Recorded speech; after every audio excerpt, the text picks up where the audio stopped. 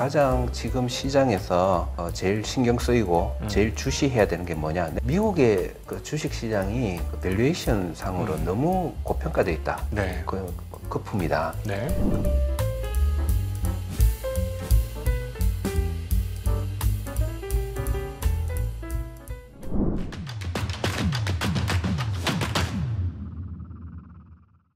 안녕하십니까. 증시역도TV 시청자 여러분, 투자자 여러분 반갑습니다. 네, 아주 적절한 때 적절한 분을 모시고 대담을 진행하게 돼서 매우 기쁘게 생각합니다. 숭실대학교 경제학과 서준식 교수님과 함께하는 월간 서준식 시간이 시작되었습니다. 네. 올해 하반기 들어서 그리고 올해 들어서 가장 충격적인 하락이 전 세계 증시에서 나타나고 있습니다. 미국은 기술주들이 굉장히 좀 어떤 측면에서 과열되다가 지금 빠지기 시작해갖고 어디까지 빠질지 모르겠고, 일본의 경우는 엔화가 강세로 급작스럽게 전환되면서 사상 최고치 찍었던 주식시장이 이제 조만간에 조금 더 빠지면 이제 10,000포인트 정도, 거의 4분의 1이 순식간에 날아가는 그런 상황들이 오고 있고, 방송을 찍는 저희 오늘 한국 시장도 하루에 단일로 이렇게 24년도 들어와서는 가장 큰 폭의 하락이라고 볼 수 있는 거래소 3.5%, 코스닥은 4% 이상의 큰 폭락세를 진행을 했습니다. 오늘 이런 폭락을 맞이하면서 이런 생각이 들었어요. 야, 이거 많은 사람들이 시장 뜨겁다고 들어왔다가 또다시 시장에서 엄청나게 손실을 보거나 크게 당하면서 주식은 정말 쳐다보지 말아야 되겠다, 이런 생각을 많이 했을 것 같고, 어떤 기준에서 투자를 해야 그런 고난을 안 당할 수 있을까, 그런 생각을 좀 하게 되었어요. 그래서 우리 교수님 같은 경우는 사실 시장 빠져도 심리적 데미지 별로 없으시잖아요. 네, 지금 우리 알고 날 잡은 건 아닌데 네. 오늘 좀 그렇게 됐더라고요. 네네네. 아직 제가 오늘 얼마 빠진지 잘 모르고 있습니다. 그냥 좀 빠졌겠지? 이렇게 생각을 하고 있는데, 우리 웃으면 안 되는 상황 아닌가요? 다음 주에 반등했을 수도 있으니까, 영상 나가는. 네.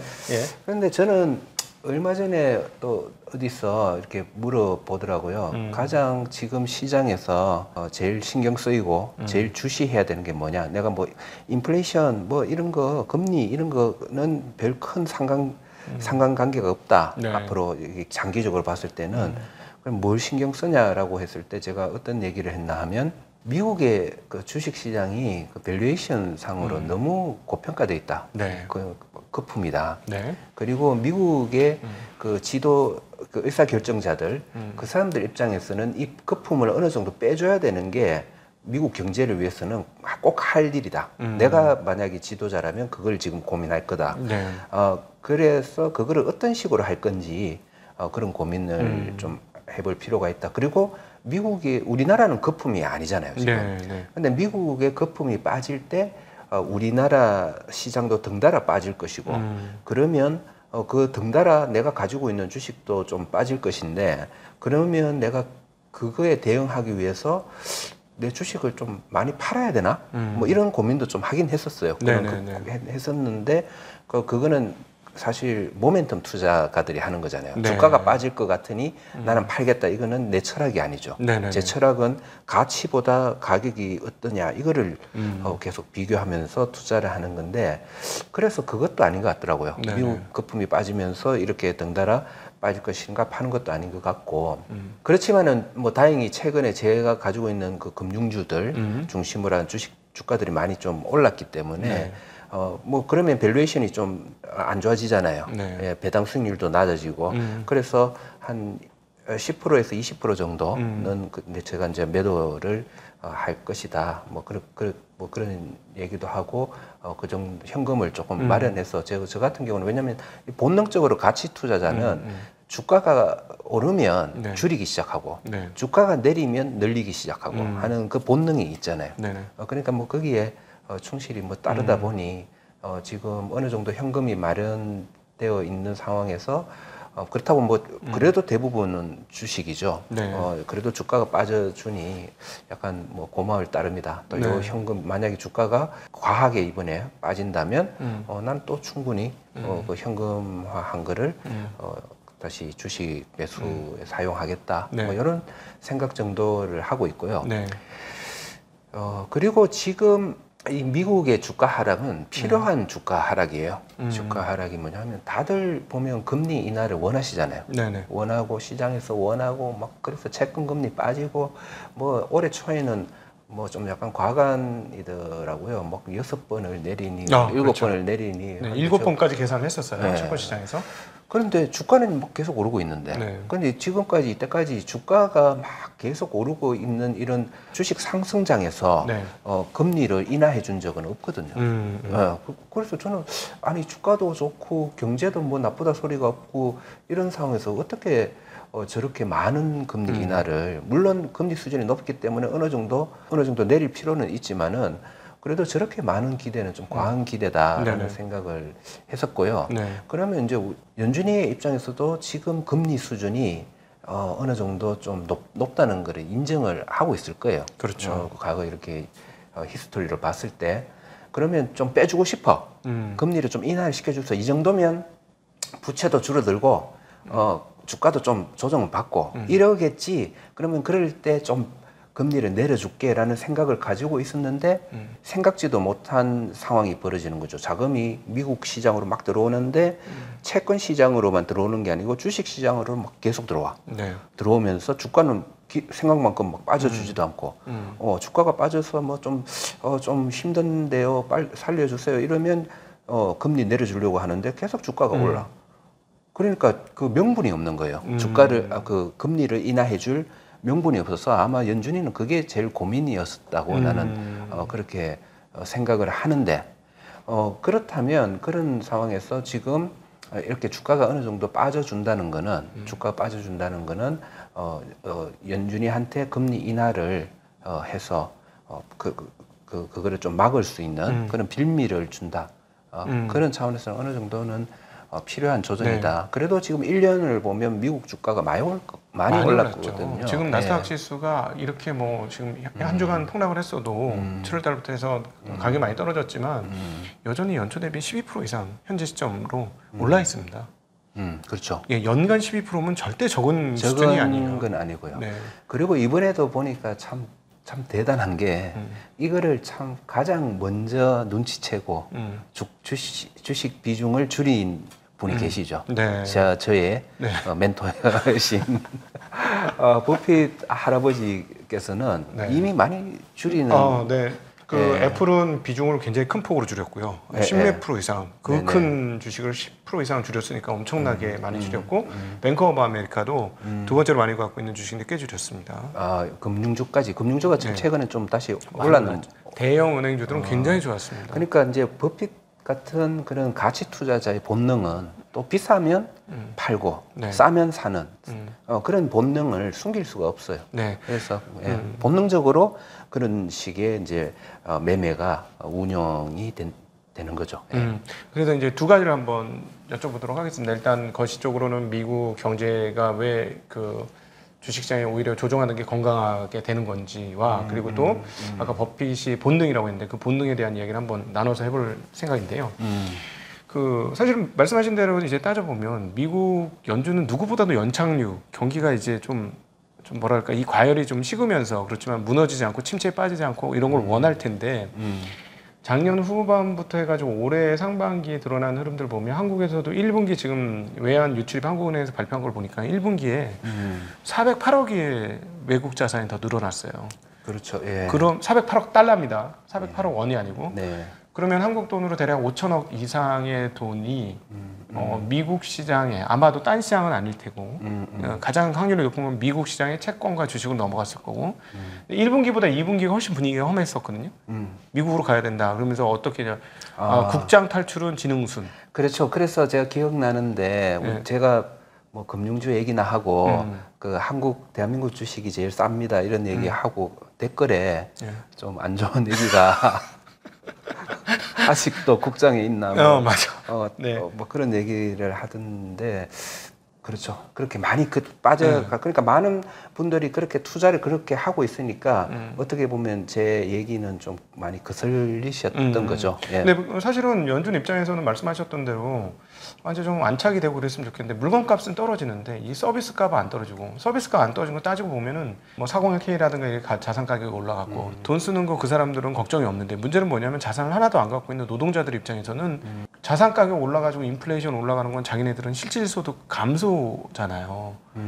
그래서 그러면은 분명히 그 실질소득 감소가 되고 그다음에 또 슬슬 기업들은 고금리가 영향을 받으니까 고용도 좀 줄이고 그다음에 점점 어려워지니까 연준 입장에 분명히 금리를 내리고 싶었을 것 같은 거예요. 예, 거기서 노동자들도 퇴직연금 제도가 401K 퇴직연금의 상당 부분이 미국 주식으로 그렇게 이루어져 있기 때문에 뭐 웬만한 노동자들은 그 주식 상승의 그 혜택을 많이 받고 있을 거예요. 받고 있을 거고 그런 부의 효과가 계속 연동이 된 거는 있고요. 그런데 그럼에도 불구하고 그 윤준이 입장에서는 이 거품은 언젠가는 꺼지거든요.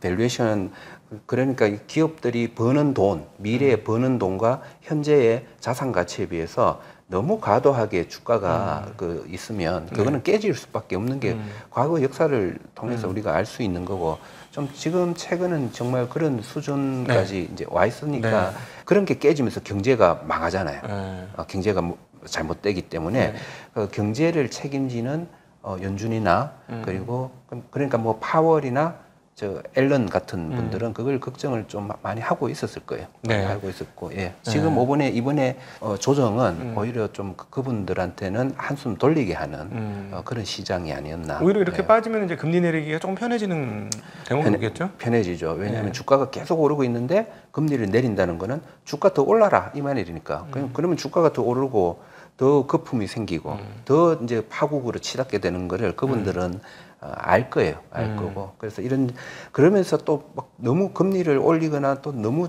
좀 시장이 나빠져서 뭐 폭락하는 걸 또 원하지 않고 이렇게 스무딩하는 스무스하게 소프트 랜딩하는 약간 그런 쪽을 원하고 있을 건데 그런 차원에서 약간 주가가 떨어지면 금리를 조금 인하해서 받쳐주고 또 주가가 이렇게 긴 조정을 받거나 좀 어느 정도 또 조정을 받으면 또 금리 수준을 또 이런 식으로 정상화되는 국가도 금리도 정상화되는 약간 그런 수준으로 가는 게 그분들한테는 아마 그분들이 최적으로 생각하는 그런 환경이 아닐까 그렇게 생각을 하고 있습니다. 잠깐 하나 짚고 넘어가면 재밌는 게 이번에 FOMC에서 상당히 비둘기적인 발언들이 많이 나왔었는데 기자회견에서 특별히 비둘기적으로 얘기를 많이 했는데 그 사이에 그 기간 동안에 연준 자산은 꽤 많이 줄였습니다. 수백억 달러 줄였어요. 그래서 얘네들 봐라 뭐 이런 느낌도 좀 들기는 했고요. 근데 아까 이제 지금 이 과도하다고 말씀하셨는데 지금 미국의 장기 10년 그 소위 말하는 PER 배수를 보면 대략 한 17배 정도. 근데 이제 그거를 이제 소위 말하는 빅테크들로 한정해서 보면 30배 내외예요. 30배 내외. 근데 사람들이 여기가 돈을 너무 많이 버니까 그리고 뭐 금리와 상관없이 돈을 벌고 그냥 전 세계 돈을 그냥 갖다 쓸어 담으니까 30배 정도 내외해도 전혀 비싼 게 아니다. 라고 자꾸 논리를 만들어내죠, 보통. 계속 그렇게 오르면, 지금 처음에는 20도 비싸다 해놓고 20 가면 또 30 정도는 가야 비싸다 이러고 뭐 그런 식으로 또 그 시장에 있는 분들의 그 분석하는 분들도 계속 그 밸류에이션이 오르면 그거를 경고를 해야 되는데 그거를 그냥 합리화시키는 그런 발언들도 하고 그런 분석들도 자꾸 만들어내고 그런 게 많아서 좀 그런 거는 이제 우리 같은 가치 투자자들 입장에서는 좀 우려스러운 거죠. 그래서 저는 그렇게 보는데 이 단기적인 밸류에이션보다는 장기 평균 밸류에이션은 조금 더 귀담아 들어야 되지 않을까? 그렇죠. 그거 한번 설명해 주시면 좋을 것 같아요. 그렇기 때문에 뭐 AI주나 그리고 뭐 기술주나 이런 거는 저 같은 경우는 이제 투자할 저는 능력이 안 되는 이유가 저는 이 투자라는 거는 이제 이런 거죠. 뭐 이렇게 좋은 양복에 잘생긴 분이 갑자기 좋은 옷을 입고 탁 나타났어요. 그리고 나처럼 이렇게 흐름하고 좀 이렇게 못생겼고 어디 밭에서 일하다가 온 것 같은 그런 초췌한 모습으로 나타나서 둘 다 돈을 빌려달라고 해요.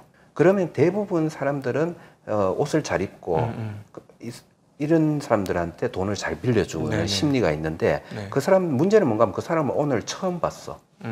처음 봤음에도 불구하고 그 사람한테 돈을 주는 거예요. 아. 근데 나는 흐름하지만은 나는 저 사람은 나 20년 동안 알아. 20년 동안 알았는데 열심히 일하고 그 돈으로 계속 저축 열심히 하고 있고 돈에 대해서는 사람들한테 거짓말 한 적이 없고 그런 사람 내가 믿을 수 있는 사람이야.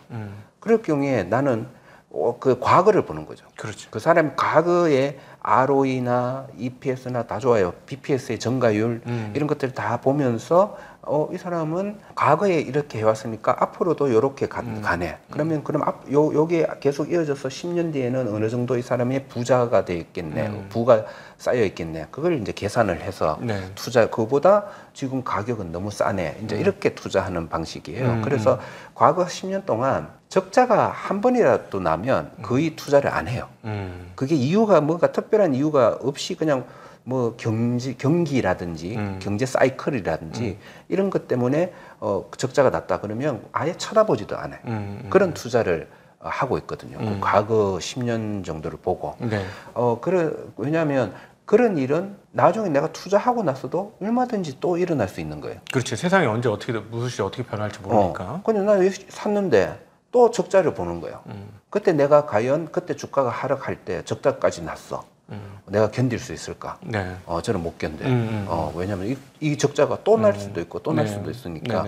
근데 계속 어떠한 상황이 옛날 뭐 과거 10년, 20년 동안 별의별 일이 다 있었잖아요. 그렇죠. 금융위기도 있었고 무슨 있었는 그 동안에도 이런 상황에서도 어느 정도 돈을 벌고 이런 상황에서도 어느 정도 돈을 벌고 하는 모습을 보여준 사람들은 앞으로도 어떤 상황이 벌어져도 돈을 계속 그런 가능성이 높다는 거죠. 그걸 정성적으로 한번 환원을 해서 기업 내부로 들어가 보면 위기가 발생할 때 위기 대응 능력이 굉장히 좋다는 거 아니겠습니까? 예, 그렇죠. 예. 그러니까 뭐 그리고 또 사업 포트폴리오도 굉장히 잘 해놔서 한쪽이 찌그러지더라도 다른 쪽에서 메꿔주는 그런 구조를 가지고 있고 그다음에 어떤 식으로든지 또 다른 측면에서 보면 예를 들어 배당을 잘 준다면은 주주에 대한 어떤 그 의무라는 입장에서의 그런 태도, 주주를 향한 태도 이런 것들도 되게 훌륭한 회사니 믿을 수 있다라는 사실 믿음이라는 거는 한 번에 이루어지는 게 아니라 반복적인 신뢰성을 쌓았을 때 믿음이 생기는 거니까. 그렇죠. 네. 네, 그 믿음만을 가지고 투자하는 게 가치 투자고. 네.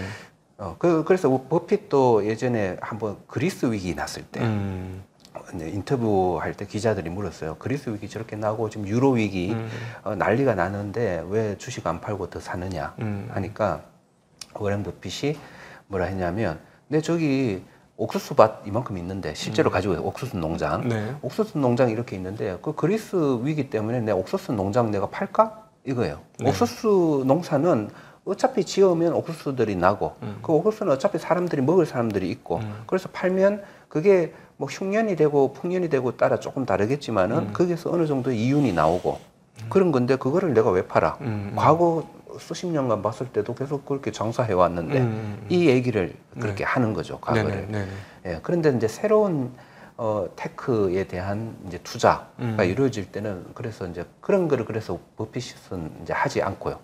애플 같은 회사도 수십 년간 지켜보고 났어야 그게 채권형 주식이라는 거를 확인하고 났어야 투자하기 시작했고. 그리고 지금도 수많은 그 테크 주식들이 많지만은 그 신기술 주식들이 많지만은 거기에다가는 투자하지 않는 이유가 이제 그런 데 있는 거죠. 과거를 오랜 기간의 과거를 봐야 된다. 그래야지 먼 미래 장기 투자를 할 수가 있다. 예를 들어서 이제 워렌 버핏이 테슬라에 투자를 하겠다. 만약에 그렇게 예를 만들어 본다면 아마 테슬라가 전 세계로 FSD의 소프트웨어를 전 자동차 회사에 싹 팔아서 매년 고정적인 이익이 한 7, 8년 정도 꾸준히 나면 변동 없이 그게 확인되면 아마 그때쯤이면 테슬라를 살 수도 있어. 그게 확인되고 또 중요한 게 예를 들어서 테슬라의 연구 개발비가 매출의 5% 이하로 갔을 때, 그 워렌 버핏이 애플에 투자할 때 보면 애플의 연구 개발비가 매출의 3%인가 그랬어요. LG 전자보다도 반밖에 안 되더라고요. 그 정도로 그러니까 그런 연구 개발비가 적다는 말은 이게 뭐가 연구 개발해서 새로운 걸 만들어내려는 시도가 뭐가 잘못되어도 회사가 망할 가능성이 없다는 거죠. 네네. 그런 경우. 네네. 근데 테슬라는 아마 연구 개발비 엄청날 거예요. 그러니까요. 그러니까 지금 만약에 그래서 예를 들어는 게 뭐 너 왜 버핏은 테슬라처럼 좋은 주식을 투자 안 했어라고 물어보신다면 버핏이 투자하려면 훨씬 이익 안정성이 커지는 시간까지 기다리고 나서 그때 확인되면 그때도 늦지 않는다고 생각하고 투자를 할 거고 네. 정말 그게 이제 절대 손해 보지 않는 투자죠. 그러니까 돈은 쓸어 담는데 비용은 안 나가. 현금 흐름이 확실한. 앞으로 10년간 이 현금 흐름은 훼손당할 가능성이 거의 없어 보여요. 뭐 이런 것들이 있을 때만 투자하는데 사실 그렇게 투자해도 역사적으로 지금 최고 수익률을 기록하고 있는 거니까. 그렇죠. 뭐 지금 무슨 AI가 투자를 하든 뭐가 하든 지금 이 90대 할아버지를 이기는 분을 보지를 못했기 때문에. 올해도 최근에 이제 나스닥하고 S&P가 7월달 중반부터 좀 밀려 내려왔기 때문에 수익률로 지금 소위 말 버크셔 해서웨이의 주가 상승률 이제 따라잡기 힘든 상황으로 아마 접어들었을 것 같습니다. 네. 그럴 거예요. 예. 뭐 그러면 얘기가 평소에 우리가 이런 투자에 대한 얘기를 잘 못해서 약간 민망하기도 했었는데 얘기가 이렇게 장기 투자 뭐 장기적인 안목 이런 얘기가 나왔으니까 뭐 그쪽으로 조금 얘기를 제가 조금 더 붙이고 싶은 거는 그래 그러면 장기 투자가 유리한데 그 이유가 뭐야? 네. 장기 투자를 하면 왜 수익이 더 높아져?라는 이제 그런 이유 설명. 이거는 금융업계에 계시는 분들한테 얘기를 해도 제대로 잘 설명하는 분이 그렇게 많지는 않더라고요. 그래서 저는 뭐 칼럼에도 쓰고 우리 학생들한테도 가르치고 하는 이제 이런데 가장 쉽게 제가 왜 장기 투자를 해야 돼? 라는 거는 그냥 모른 척하고 들으세요. 이렇게 설명을 많이 하죠. 주사위가 있어요.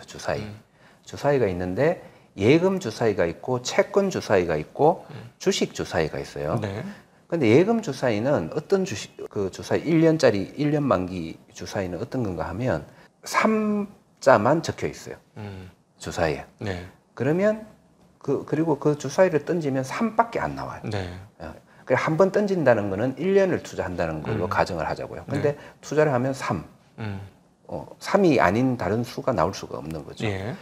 그 다음에 채권 주사위는 1, 2, 3, 4, 5, 6이 적혀 있는 주사위와 비슷해요. 그래서 던지면 평균 기대값은 3.5? 예금보다 조금 높아요. 3.5인데 잘못 던지면 1이 나올 수도 있고 6이 나올 수도 있고 잘 던지면 6이 나올 수도 있는 이 정도의 변동성을 가진 그 위험을 가진 그런 주사위를 던지는 것과 같다. 그런데 주식은 뭐냐? 마이너스 20도 있고 플러스 30도 있고 뭐 플러스 50도 있고 마이너스 10도 있고 막 그런 마이너스도 있고 플러스도 뭐 큰 플러스 50도 있고 막 이런 것들이 막 모여져 있는 주사위와 같다고 봐야 돼요. 그런데 그 평균값이 얼마냐 보니까 그게 주식 평균 기대 수익률이 되는 거죠. 그 S&P 기준으로 약 연 9%. S&P 기준으로 9%는 저는 그냥 한국은 대충 왔다리 갔다리 하지만 10% 내외, 10% 내외의 기대 수익률을 가지고 있는 것이 우리나라 주식 시장이다 이렇게 보고 있고요.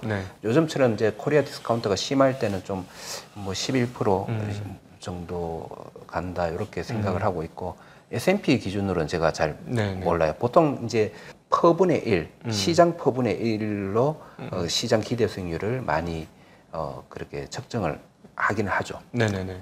근데 기대 수익률이 평균이 한 10이 넘어요. 10 정도예요. 그렇지만 마이너스도 나요. 그러면 그 여러분들이 이 주사위가 이 세 개가 있는데 여러분 전 재산 100억을 그거를 한 번만 던져서 거기에 나오는 수익률을 가져가라. 그러면 뭘 던지겠어요? 예금을 던져야 되겠죠. 예금을 던지는 사람들이 많겠죠. 아니면 채권 정도 한번 해볼까? 뭐 주식 던지는 사람 바보요. 잘못해서 뭐 마이너스 30 나면 그러니까 그거는 1년 단기 투자할 때는 그럴 수가 있어요. 그런데 여러분 30번을 던져라. 30년을 투자해라. 그리고 그 던져서 그 평균 값을 가져가라 할 때는 뭘 던지겠어요? 그러면 이제 그때는 주식이 유리해지는 거죠. 주식이 던지면 다들 30번 던지면 그 평균이 10에 수렴한다는 걸 다들 아실 거예요. 그러면 저는 당연히 당연히 그걸 믿기 때문에 주식이라는 주사위를 잡고 장기 투자를 하는 거죠.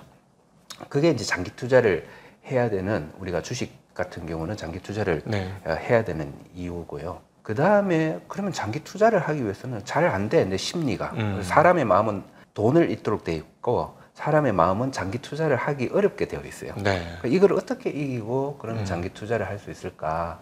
어떻게 본능을 그렇게 고칠까라는 또 그런 질문을 이제 좀 많이 받는데, 저는 그래서 계속 배당을 강조를 해요. 네. 배당을 계속 잘 주는 주식을 버리기가 힘들어요. 마치 매년 나한테 꼭 백 하나씩 갖다 주는 그런 남자친구를 버리기가 힘들듯이, 네네.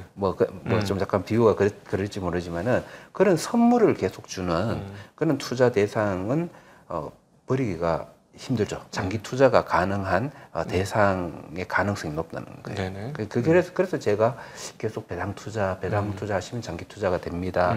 이거를 복리로 생각을 하고 재투자를 하고 그런 얘기를 하는 거고요. 두 번째 중요한 거는 그 배당도 좋고 또 하나 더 촉매라는 거예요. 예. 촉매를 가지고 있는 주식을 보유하면 장기 투자가 어느 정도 할 수 있는 힘이 있다라는 그런 말씀을 드리는데, 그 촉매라는 게 뭐냐 하면, 이제 화학 같은 거 보면 어떤 물질과 어떤 물질이 있는데 둘이가 융합이 잘 안 일어나는데 뭘 하나 또 한 방울 탁 떨어뜨리면 그 화학 반응이 막 확 일어나는, 그걸 촉매라고 그 과학에서는 얘기를 하는데, 이제 제 입장에서 촉매, 가치 투자자들한테 촉매는 뭐냐 하면, 가격은 싸. 가격은 엄청 싸. 그리고 가치는 높아. 이게 차이가 너무 큰데 언젠가 이게 수렴될 거야라고 믿고 투자하는 게 우리 가치 투자자들이잖아요. 근데 이걸 보면 참 한없이 기다려야 돼. 이거 언제 끝까지 가격이 안 오르면 그러면 그 말짱 거 아니야? 충분히 그런 공격을 받을 수가 있는데, 그렇기 때문에 어떤 촉매 같은 거를 있는 거를, 그 촉매 같은 거는 이제 한 방에 이게 가까이 혹 수렴할 수 있는 그런 요인이 있는 그런 종목을 찾으면 된다. 있으면 좋다라는 거죠. 그래서 그런 게 뭐냐 그러면, 그거를 보통 모멘텀 투자가들은 그거를 재료라고 해요. 재료라고 하고 우리들은 촉매라고 하는데, 어떤 건가 하면 이번에 이제 제가 좀 많이 가지고 있는 모 증권 같은 경우는 갑자기 큰 폭으로 훅 올랐잖아요. 올랐는데 그 이유가 뭐냐 하면, 그 회사 돈 벌고 이런 거는 그대로야. 그대로인데 갑자기 후루룩 오는 이유가, 갑자기 인수 가능성이라는 뉴스가 나오면서 M&A? M&A가 굉장히 중요한데 촉매 중에 하나예요. 제가 사실 금융주로서 오랫동안 금융주를 투자하면서 성공했는데, 대부분이 M&A 이슈가 있어서 그것 때문에 이렇게 한 방에 훅훅 굉장히 지루하게 가다가 올라가는 그런 경우가 많았거든요. 왜냐하면 또 그게 저평가였기 때문에 M&A를 하면 그 가격을 다 받거든요, 보통. 그러니까 가격 폭등하게 되는 경우가 많죠. 그래서 이제 그런 가능성이 많은 주식. 그러니까 이것도 어떤 대주주의 상황. 그래서 이거를 이렇게 할 가능성이 높을 거야. 예전에 상상인 주식이 옛날에 제가 이제 그걸 투자한 적이 있었는데, 골든 브릿지 옛날에는 이름으로 상사인 증권이 이름이 다른 이름이었죠. 그런데 대주주가 돈이 너무 없어. 대주주가 막 다른 데에서 막 돈 치고 없고 이러니까 어떤 식으로 주식을 가지고 관리를 하냐 하면, 돈을 빼먹더라고요. 대주주가. 돈을 어떻게 빼먹느냐? 유상 감자. 감자를 하는데 돈을 받으면서 가치만큼 가격을 계산해서 돈을 주면서 감자를 해요. 주주들한테 주면서. 그게 사실은 배당하고 비슷한데 아주 큰 배당이죠.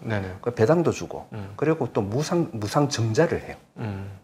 또 있다가 또 감자를 또 한 번 더 해요. 이런 식으로 하니까 수백 %의 수익이 아주 몇 년에 걸쳐가지고, 그러니까 그 대주주가 그런 식으로 돈이 필요하니까 돈을 빼먹는 과정에서 곁다리로 주주도 수익을 본 거죠. 소액주주도 같이 그렇게 받게 되는 그런 경우도 있고, 그리고 또 물론 또 다른 주식은 예전에 이름이 솔로몬 투자증권 있었습니다. 있었고, 그게 IM 투자증권으로 잠깐 바뀌었다가 메리츠 증권에 인수가 됐어요. 그리고 그 전에 그 이름이 KGI 증권이었어요. 그 주식 그 증권회사 이름이. 그런 데는 결국은 우여곡절을 떠나서 인수가 됐는데 제가 그거를 투자를 하고 보유하면서 여의도에 그 빌딩이 그 KGI 증권, 네네. 뭐 솔로몬 투자증권 당시 빌딩이 있었어요. 예. 근데 그 빌딩에 옆에 주차장도 아주 컸어요. 그래서 그 아주 그 대지 면적이 높은데 야, 저 회사는 뭐 하는지 모르겠다. 저것만 팔면 팔면 엄청날 건데. 네, 시가총액 이상인 경우들도 꽤 많죠. 그런데 뭐 그지? 그런데 나중에 그 인수를 한 메리츠 증권은 그때 참 하이에나라고 해야 되나? 좋은 표현으로 금융의 하이에나. 네, 아주 싸게 샀군요. 네, 싸게 사서 그거 제일 먼저 한 게 그 건물을 팔아서 오피스텔을 짓더라고요. 네네네. 네. 예. 그래서 그걸 보고 참 잘한 굉장히 능력 있는 투자자다 생각을 했었는데 네네. 뭐 그런 식의 변화, 그런 식의 변화도 많이 있고요. 뭐 그런 것들이 보면 그 가능성은 그렇게 높지 않아 보이지만은 네. 그런 여지, 그런 논리적인 여지가 있는 그런 주식들을 이렇게 가지고 있으면 네네. 또 그런 일이 또 심심찮게 또 생기더라고요. 네. 저도 참고로 저희가 이제 그 가이드 해드리는 퇴직 IRP, ISA 가이드 해드리는 쪽으로 사실 은행 ETF 많이 가지고 있었어요. 네네. 그 논리는 이거예요. 배당률이 제일 높은 ETF였어요. 전 ETF 중에. 그렇죠. 예. 그래서 이거를 그냥 가지고 계셔라. 장기로. 네. 했는데 어떤 일이 벌어졌냐면 밸류업이라는 촉매가 터진 거예요.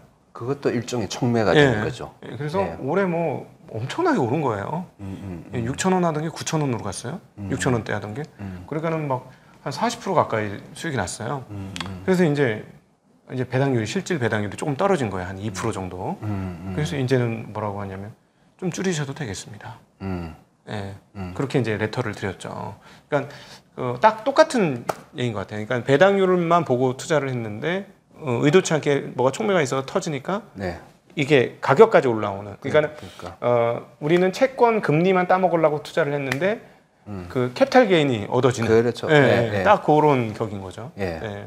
그래서 어쨌든 그 가치 투자자들은 그 가치와 가격이 언젠가는 수렴한다. 네. 이런 믿음을 가지고 있고 그런 이제 촉매 그러니까 변화를 굉장히 좋아해요.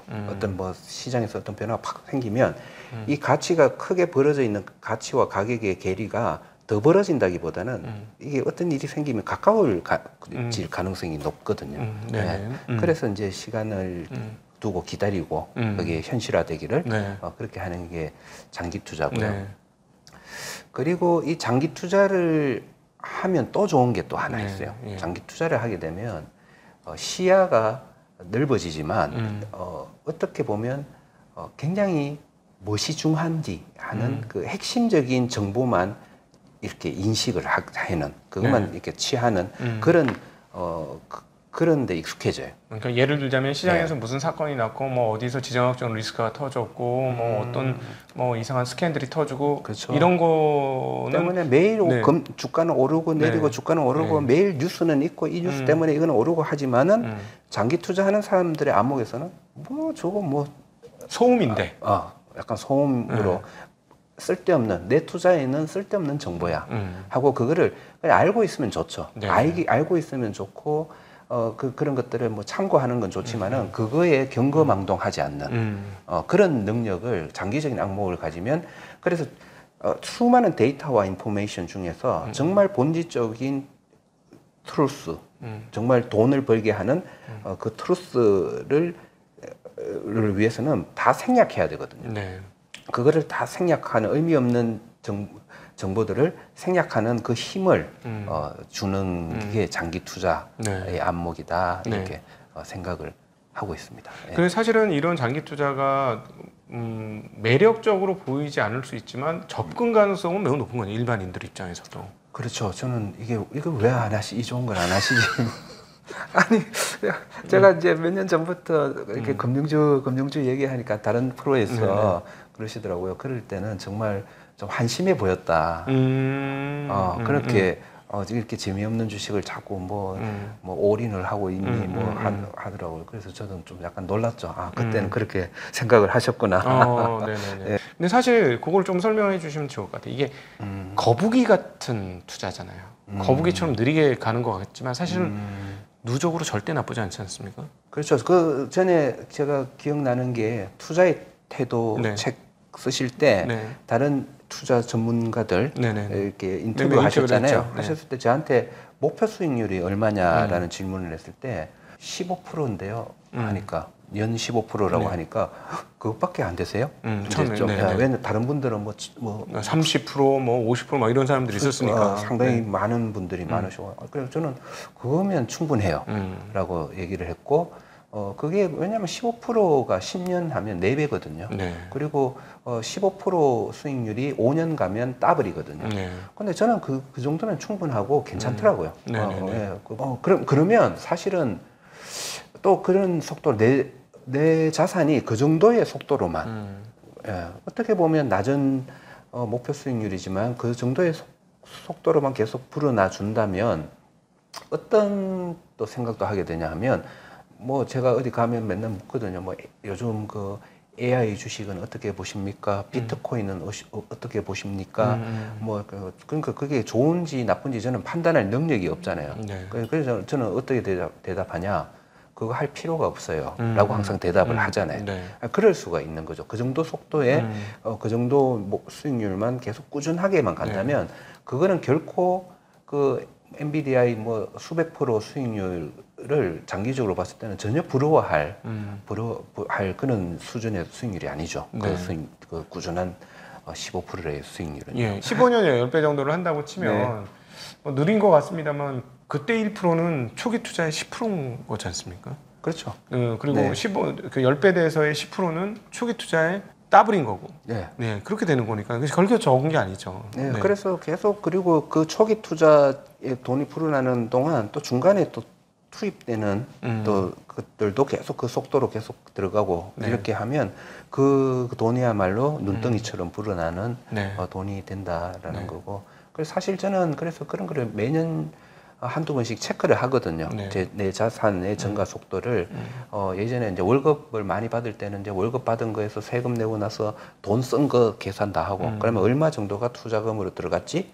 그렇게 해서 수익이 나면 몇 프로 이렇게 제가 가치 투자를 시작하고 나서부터는 이제 그거를 계속 어느 정도 체크를 해왔던 것 같아요. 그러니까 제가 자신 있게 내가 어느 정도 수익률입니다라고 이제 말씀을 드릴 수 있었던 거고 그 이후로도 계속 그 정도 속도로는 이렇게 조금씩 이제 불어나고 그리고 이렇게 수익률은 욕심보다는 많은 사람들의 욕심보다는 낮은 수익률이지만은 그래도 그 정도의 정확성 그러니까 편차는 그거에서 크게 안 벗어나는 수 있는 투자를 할 수 있는 이유가 아까 이제 말씀드린 과거를 보고 대상 기업들의 과거를 보고 미래를 보자. 과거를 보고 과거를 확인하고 그래서 과거를 믿을 수 있는 그런 기업에 투자하자라는 그런 것 때문에 이런 변동성이 많이 낮아지겠죠. 저도 이제 계속 해보면 정말로 그 중요한 게 결과적으로 버핏이 깨지지 말라고 그렇게 강조했던 이유가 한 번 깨지면 그 장기 레이스에서의 수익률 훼손이 맞습니다. 어마무시하더라고요.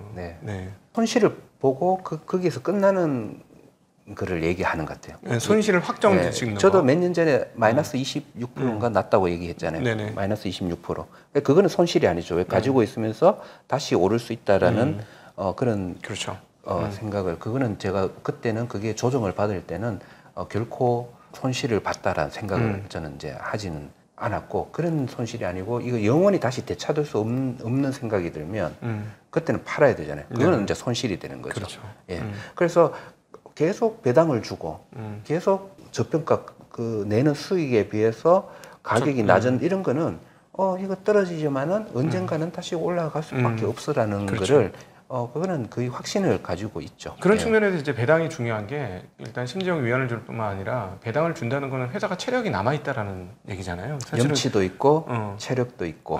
사실은 회사가 어려워져서 현금 흐름이 빡빡해지면 주고 싶어도 배당을 못 주지 않습니까?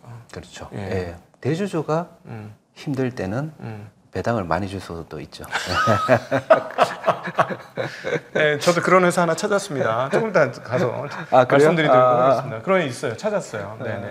네, 그래서 여러분 이게 진짜 저도 요즘 맨날 방송에 욕심을 비워라, 욕심을 비우면 된다는 게 사실 작은 돈으로 청년들 같은 경우는 몇 달 월급을 겨우겨우 모아가지고 투자를 시작하는데 뭐 옆에 있는 애들은 집으로 몇 억을 벌었다, 누구는 뭐 10억짜리 집에 산다, 20억짜리 집에 산다. 뭐 누구는 몇 천만 원 보고 연봉이 몇 억이다 뭐 이런 얘기 들으면 마음이 정말 흔들리실 것 같아요. 아, 내가 왜 이렇게 초라하지? 그리고 남들하고 비교해 보면 나도 좀 멋지게 살고 싶은데 그런 분들한테 좀 조언을 주시면 좋을 것 같아요. 그렇게 한 방에 돈을 번 사람들 얘기가 있으면 그 사람 입을 탁 막고 싶어요. 탁 막고 다른 사람들한테 안 들리게 했으면 좋겠어요. 사람들이 그런 얘기 자꾸 들으면 이렇게 그거를 자꾸 벤치마크 하고 있고요. 근데 따져보면 그 사람은 내 옆집의 사촌 누나의 뭐 삼촌의 아저씨의 뭐에 아주 먼 사람이에요. 가까이에서 실제로 그렇게 대박 잘 터뜨린 사람 또 찾아보면 잘 없어요. 잘 없고 저는 그래서 계속 제가 여기 와서도 열심히 이렇게 말씀을 드리는 이유가 작은 수익률로 어느 정도 적정한 수익률이죠. 적정한 수익률로 꾸준하게 가면 큰 돈이 될 수 있다. 이거를 증명해 보이고 그거를 자꾸 사람들이 이렇게 지켜보시면서 확인해 보고 이제 제 과거도 이제 살펴보셔야죠. 진짜 그랬냐? 예전에 저거 투자했는데 맞냐? 이런 거를 통해서 아, 저 방식이 먹혀드는구나라고 그렇게 생각했으면 좋겠다. 그렇게 생각하고 그렇게 좀 하셨으면 좋겠다라고 이렇게 책도 쓰고 열심히 노력을 하는데 그 노력을 한 방에 깨뜨리는 게 뭐냐 하면 뭐 어디 투자해서 뭐 10배가 났다더니까 한 방에. 근데 그 투자가 보면 주가 그래프를 보면 이렇게 확 올라갔다가 한 30% 빠져요. 네. 그런 주가 그래프가 많죠. 많죠. 올랐다가 30% 빠지면 그러면 처음보다 한 70%는 올랐지만은 거기에 참여한 참여자들의 90%는 손실을 보고 있어요. 네, 보통 안 봐도 뻔해요. 올라갔을 때 사니까. 2차 전지가 대표적이죠. 그래서 그런 주식들은 보면 봐 여기 70% 그래도 올랐잖아. 이거는 성공한 주식이야라고 하지만 제가 눈에 보기에는 거기에 달라들어서 돈을 잃은 수많은 사람들의 그 피가 보여요. 피눈물? 네, 피눈물이 보여요. 그래서 이제 그런 쪽은 그게 나쁜 주식이다, 나쁜 회사다 이런 얘기는 아니고요.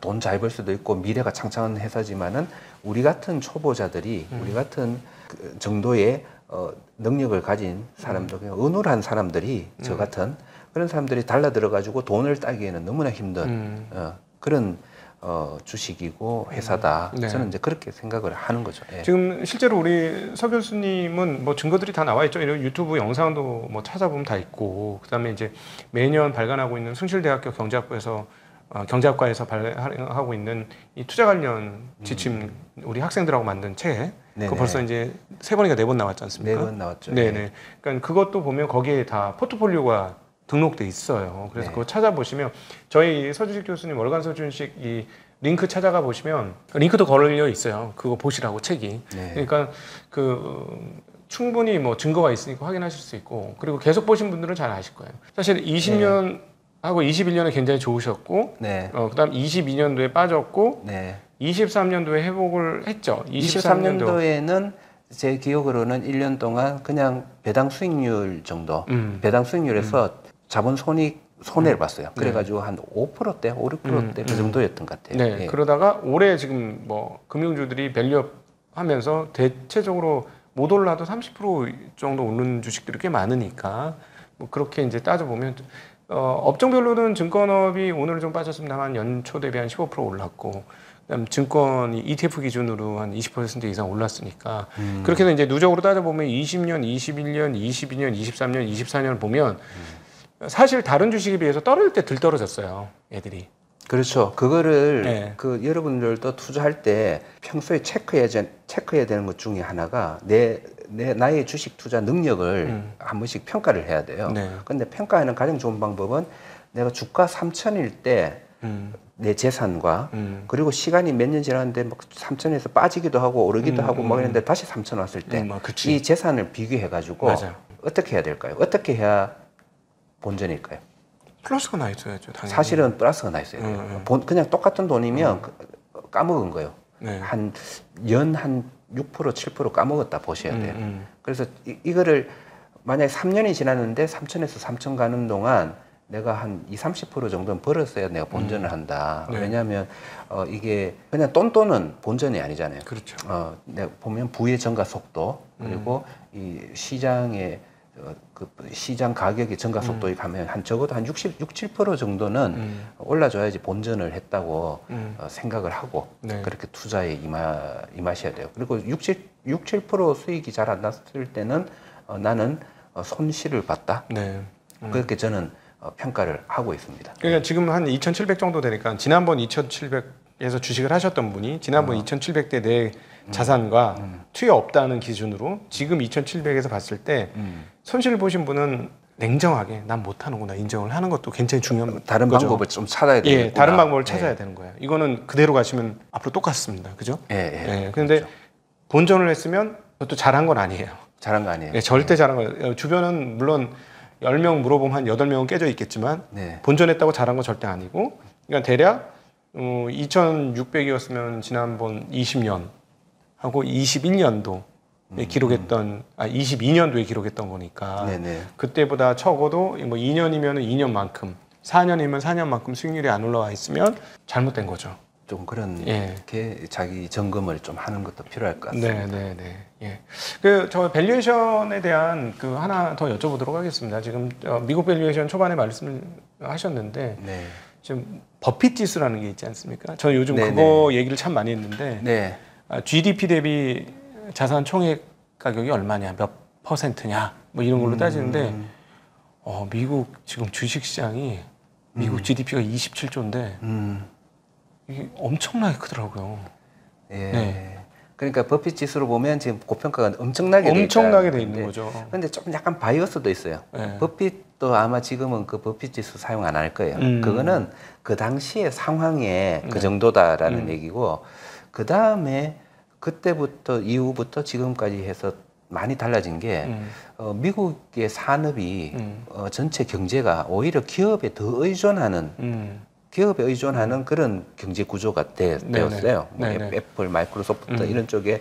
그래서 그 기준점이 아마 좀 높아져야 되는 건 맞아요. 그렇죠. 그러니까 GDP는 이제 도메스틱, 그러니까 국가 지역 단위적이니까 사실은 GNP 기준으로 가든가. 왜냐면은 말씀하셨던 애플, 구글, 마이크로소프트, 뭐 엔비디아 그런 모든 미국 국적의 회사들이 사실은 미국 매출도 매출이지만 해외 매출이 굉장히 크니까. 네, 뭐 그런 것까지 해서 그런 것까지 고려한다면. 예전에는 뭐 100%면 고평가야라 했지만은 지금은 한 뭐 150% 정도면 고평가야라고 약간 기준을 다르게 적용하는 게 맞다고 저는 생각하고요. 그럼에도 불구하고 지금 아마 고평가가 심할 거다. 왜냐하면 그거는 뭐 PBR이나 PER 이런 걸로 명백하게 보여지는 시수니까 뭐 수치니까 그렇게 보여지고요. 그것도 우리나라도 그걸 적용할 때는 조금 다르게 적용해야 될 것 같아요. 우리나라도 기업에 꽤 그래도 의존하는 그래서 전체 경제에 비해서 우리나라 기업에서 발생하는 GDP가 꽤 클 거예요. 수출입으로 다른 나라에 비해서 전체 전체 GDP에서 수출입이 차지하는 비중이 크다는 건 결국 기업이 하는 거니까 국가가 수출하는 경우는 별로 없으니까. 그래서 그 기준으로 따지면 우리나라의 시총은 GDP보다 100%가 아니고 한 150% 정도가 더 그 정도 돼야지 뭐 고평가 얘기할 수 있는 거다. 지금 뭐 이런 뭐 저는 정확한 수치는 모르지만은 조금 그걸 감안해서 봐야 된다는 거죠. 한국 거래소 기준으로 코스닥은 논의 시장이라고 따지고 사실상 거래소 기준으로 한국의 GDP가 2,400조, 거래소 시장 2,200조입니다. 네. 그러면 저는 저평가라고 본다는 거죠. 저평가고 그리고 그것보다는 PBR과 PER로 더 정확하게 측정을 할 수가 있고요. 그러니까 예를 들면 이거예요. 어떤 나라는 기업이 별로 없어. 그냥 농사 지어서 먹고 사는 나라예요. 이런 나라들은 어떻게 보면 GDP의 10분의 1에 불과한 시총이지만은 버블일 수가 있는 거죠. 왜냐하면 거기는 어차피 이 주식시장 자체가 의미가 별로 없다. 뭐 그럴 수 있으니까 나라별로 그 산업 구조에 따라서 그걸 좀 다르게 잡는 게 맞다. 근데 우리나라처럼 기업 중심의 그런 경제 구조를 좀 가지고 있는 데는 조금 더 높은 시총이 그보다 더 커야 당연히 더 커야지 네. 중립이 되는 거죠. 네. 예. 오늘 방송을 보시면서 아 그래 나도 이제 저렇게 해야 되겠다 결심하는 분도 계실 거고 그래 나도 오래 기다릴 거야 라고 하시는 분도 있으실 텐데 그럼에도 불구하고 기업을 투자할 때 어떤 기준점이 있어야만 네. 덜 당할 것 같아요. 그러니까 여전히 나는 오래 기다릴 거야 하면서 예를 들어 2차 전지 하시는 투자하시는 분들도 나는 오래 기다릴 거야 하고 투자를 하시는 분 많으실 거거든요. 네. 장기적으로 우리나라에 이게 미래를 만들어주는 거고 미래에서 너무 중요한 산업이니까 그래 어떤 애국적인 마음을 가지고 투자하시는 분도 계실 텐데 네. 투자를 할 때 어떤 기준은 절대 놓치지 말고 기업을 내 자산을 투자할 때는 이런 기준을 꼭 맞춰서 투자를 해라. 그 밸류에이션 기준이라고 할까요? 네. 그런 걸 말씀해 주신다면. 저야 뭐 지금 벌고 있는 돈이죠. 지금 시총 대비 벌고 있는 돈. 그게 제일 중요하고요. 네. 멀티플이 제일 네. 중요하고 그리고 그 멀티플이 계속 유지되는 멀티플인가. 그러니까 한 번 수익이 뭐 잘 나고 못 나고 이런 게 있잖아요. 들쑥날쑥하니까 과거에 10년치, 20년치를 보면 꾸준하게 수익을 얻는 그런 기업들이 있어요. 네. 그거는 미래에도 꾸준하게 수익을 얻는 거라고 가정을 하는 거죠. 네네. 그래서 미래 한 10년 동안 얼마의 수익이 날 것인지를 대략 그런 거는 측정하기가 쉬워요. 자료 쉬워요. 대고 그려보면 되죠. 숫자를 엑셀로 표를 해서 쉬운 표를 기업들만 골라가지고 그렇게 쉬운 기업들만 평가를 해서 이거는 이거 대비 가격이 싸네 비싸네 가격과 그 미래 수익에 대한 그걸 비교해서 그거를 그래서 측정을 하는 게 제 방식이죠. 네, 네. 또 혹시 놓치 해주시고 싶으신 얘기? 또 제가 한번 말씀드리고 싶은 그렇기 때문에 지금 우리가 이렇게 막 낙관적으로 보고 있잖아요. 뭐 지금 주가가 막 빠지고 있는데 이렇게 뭐 장기 투자니 주식에 투자를 해야 된다니 이런 말을 하는 이유가 이거 이번에 이 하락은 뭐 대세 하락기 뭐 또 이제 앞으로 막 그런 하락 좀 많이 하고 이러면 그런 얘기가 막 나올 거예요. 수많은 데서 그런 얘기하는데 그런 거에 경거망동은 안 했으면 좋겠다. 지금 이거는 1년에 지금 그 과정 속에서 제가 그렇게 얘기한 이유가 있어요. 연준이 입장에서는 어느 정도 필요한 조정이다. 이 말은 뭐냐 하면 이게 뭐 하락해서 망가지는 그런 과정에 뭐 지금 초입 단계다. 라고 얘기할 사람들이 있겠지만은 저는 아니라고 본다는 거고요. 그 말은 뭐냐? 어느 정도 가격이 싸졌을 때는 충분히 다시 기회를 노리고 잘 계산하고 지금도 싼 주식들 많으니까 그런 걸 잘 모으고 있으면 또 나중에 돈이 될 거다. 그런 말씀을 드리려고 또 계속 이런 얘기를 한 것 같습니다. 그리고 하나 궁금한 게 있습니다. 사실 미국은 소위 말하는 기업 지배구조, 거버넌스, 그다음에 주주에 대한 그 가치 부여, 주주 환원 이런 것들이 한국보다는 월등히 뛰어나지 않습니까? 오랜 역사를 통해서 그렇죠? 그런 게 구축이 되어 있는데 한국은 이제 막 발걸음을 뛸까 말까 하는 그런 정도 수준인 거고요. 그렇죠. 보면. 그러면은 아무래도 그쪽에다 가치를 더 줘야 될 거 아니겠습니까? 그 주주 환원 정책이 좋은 미국 같은 데다 한국보다는 거기에 밸류를 그럼 대략 그 속으로 생각하실 때 뭐 이거야 뭐 개인차가 있는 거고 뭐 정확한 통계치가 나오는 게는 좀 어려운 거겠지만 미국 주식하고 한국 주식하고 비교해 보면 지금 한국 주식은 너무 싸고 미국 주식은 너무 비싼데 그러면 뭐 영원히 한국 주식 할 거야? 뭐 그랬다가는 또 답이 잘 안 나올 수도 있는 거니 해외 주식 투자하시는 분들 최근 많잖아요. 그래서 그러면 한국 주식 시장에 비해서는 어느 정도 밸류에이션을 더 줄 수 있을까? 몇 퍼센트나 뭐 이렇게 예를 들자면. 그렇죠. 미국은 미국 백화점이 화려한 백화점에서 엄청 좋은 백화점에서 그런 물건을 팔고 있잖아요. 그러니까 우리나라 지금 재래시장에서 팔고 있는 것보다 가격을 같은 물건을 갖다 놔도 더 비싸게 팔릴 거예요. 팔리지만은 저는 우리나라 오히려 재래시장에서 같은 물건이라도 더 싼 거를 지금 사는 게 우리 소비자 입장에서는 이건 덕이다라고 이제 저는 주장을 하는 거고요. 그렇지만은 아무래도 포장이 잘 된 그런 미국 주식들이 우리 한국 주식들 아직 포장이 잘 안 돼 있는 것보다는 더 받아야 되는 거는 맞다고 생각을 하고 있고요. 그건 어쩔 수 없이 그렇게 반영이 될 거고요. 그렇지만은 저는 그게 2배 차이 나고 이런 건 절대 아니고 그게 한 10% 한 1-20% 가격의 1-20% 정도는 영향을 줄 수 있지만 포장 아무리 잘 봤자 물건이 같으면 그 이상은 힘들잖아요. 네, 지금은 따지고 보면은 미국에선 고등어 한 마리가 포장 잘해가지고 지금 한 2만 원 가까이 팔고 있는 거고 한국에서는 지금 10,000원 받고 있는 거죠. 있는데 같은 고등어예요. 예를 들면 10,000원, 12,000원 정도가 맞다. 그 정도로 저는 생각을 네. 합니다. 네. 왜냐하면 진짜 가치는 수익 가치와 자산 가치이기 때문에 포장의 가치가 아니기 때문에 네, 그렇다는 거죠. 예. 하나 더요.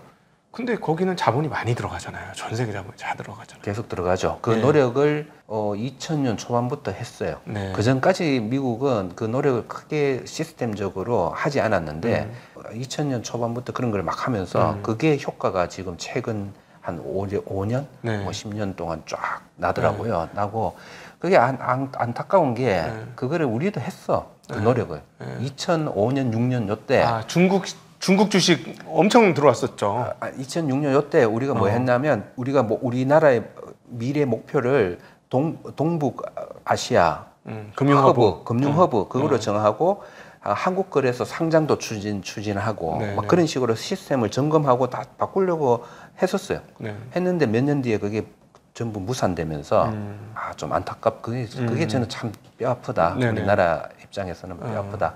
그렇게 생각을 하고 있는데 어쨌든 그때 2000년 초반 때 그 미국의 그런 노력이 그런 노력들이 결국 지금의 미국 별거 아닌 미국인데 그 미국을 계속 그렇게 강성하게 그렇게 만들어 줄 수 있는 그 자본 시장을 지금 갖춘 그것도 한 노력이다. 10% 20% 정도 프리미엄 더 줄 수 있지 그렇죠. 않겠습니까? 그 정도는 줘야. 그다음에 이제 줘야 되지만은 우리나라는 지금 마이너스 20이기 때문에 마이너스 30이잖아요.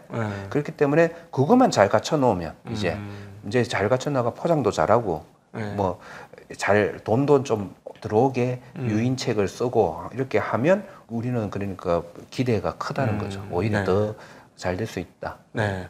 사실은 뭐 23년부터 시작해서 24년 걸쳐서 한국 자본시장에서 느껴지는 가장 큰 차이는 미국 사람들과 세계 유수 선진국들이 한국 문화에 매료되기 시작했다. 뭐 K컬처부터 시작해가지고 그것이 K푸드, 그다음에 요즘에 K뷰티, 뭐 K전력 등등 해가지고 한국 제품들이 정말 인기 있게 가성비로 이렇게 이 가격에 이렇게 잘 만들어? 하는 제품들을 너무 잘 만들고 있는데 딱 하나 금융이 안 되고 있습니다. 그렇죠. 저는 오래 전부터 그걸 계속 비판해 왔고. 금융만 잘 되면 우리나라가 완벽한 정말 그 유럽 웬만한 국가들은 따라오기 힘든 뭐 압도적인 선진국이 되지 않을까? 네, 맞습니다. 인력은 좋아요. 제가 보면 인력은 제가 다른 해외에 나가서 이렇게 보면 이 사람들의 금융에 대해서 이렇게 투자하는 그러니까 산업에 있는 인력들의 역량은 충분해요. 근데 시스템이 잘 안 갖춰져 있어요. 그것만 잘 갖춰져 있으면 저는 우리나라 금융인들이 앞으로 해외에서도 우리 BTS처럼 그렇게 활개를 치고 돈을 벌어올 그런 때가 저는 올 거라고 예전부터 생각을 했고 그게 빨리 안 되니까 참 계속 답답해 하면서 과거에도 여기서도 얘기하고 다른 데서도 얘기하고 칼럼도 쓰고 막 그랬던 그런 거죠. 사실 사회적으로 보면 한국이 이제 교육열이 되게 높아서 우리 너무 교육열 지나친 거 아닌가 했는데 사회 전체로 봐서 지금 와서 돌아보면 그 고용열 때문에 인적 자원 수준은 진짜 완전 초선진국 수준 아닌가. 왜냐하면 나라 사이즈와 인구와 그다음 재반 상황들 뭐 이런 것들 모두 갖춰보면 이런 정도의 인력 훌륭한 인적 자원이라고 표현해나 그 인재들이 많이 나오는 나라가 정말 국뽕인지 모르겠습니다만 쉽진 않은 건 맞는 것 같아요. 근본적으로 우리나라 인력은 좀 뛰어날 수밖에 없다고 보고요. 그 이유가 뭐 봄, 여름, 가을, 겨울 아니면 뭐 쇠젓가락 뭐 그거는 잘 모르겠지만은 기본적으로 뛰어나요. 저는 사실은 아까 교육 얘기를 하셨는데 우리나라의 교육 지금 시스템은 우리나라의 근본적인 그 역량을 오히려 죽이고 있다고 보거든요. 그건 나중에 한번 기회가 있을 때 그 주제로 한번 나중에 하죠. 제가 얘기하고 싶은 게 우리나라를 망치는 두 가지 요인.